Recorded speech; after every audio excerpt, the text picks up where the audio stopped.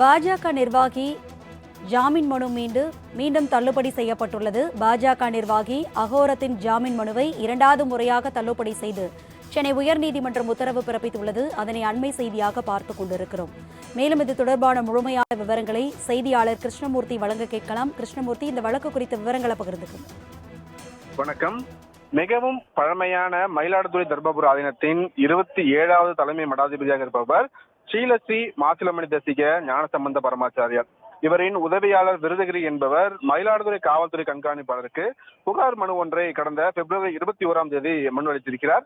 அதில் தலைமை மடாதிபதி தொடர்புடைய ஆபாச வீடியோ மற்றும் ஆடியோ இருப்பதாக கூறி மிரட்டல் விடுத்ததாக வினோத், செந்தில், விக்னேஷ் ஆகியோர் மிரட்டியதாகவும், அதற்கு செம்மனார் கோவிலைச் சேர்ந்த தனியார் கல்வி நிறுவனங்களின் தாளாளர் குடியரசு மற்றும் மயிலாடுதுறை மாவட்டத்தின் பாஜக தலைவர் அகோரம் உள்ளிட்டோர் உடந்தையாக இருந்ததாகவும் குறிப்பிட்டிருக்கிறார்.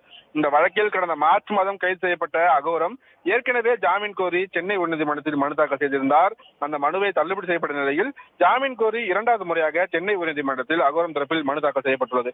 இந்த வழக்கு நீதிபதி டி.வி. தமிழ்ச்செல்வி முன்பு இன்று விசாரணைக்கு வந்தபோது மனுதாரர் சார்பில் ஆஜரான மூத்த வழக்கறிஞர் அரசியலின் பழிவாங்கும் நடவடிக்கையாகவே இந்த கைது செய்யப்பட்டுள்ளதாகவும் 45 நாட்கள் மேலாக சிறையில் தான் இருப்பதையும் கருத்தில் கொண்டு தனக்கு ஜாமீன் வழங்க வேண்டும் என்று தரப்பில் வாதங்கள் வைக்கப்பட்டது.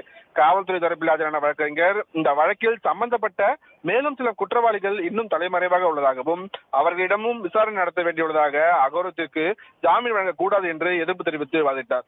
காவல்துறையின் இந்த வாதத்தை ஏற்றுக்கொண்ட நீதிபதி அகோரத்தின் ஜாமீன் மனுவை தள்ளுபடி செய்து உத்தரவிட்டிருக்கிறார். அரசி, விவரங்களுக்கு நன்றி கிருஷ்ணா.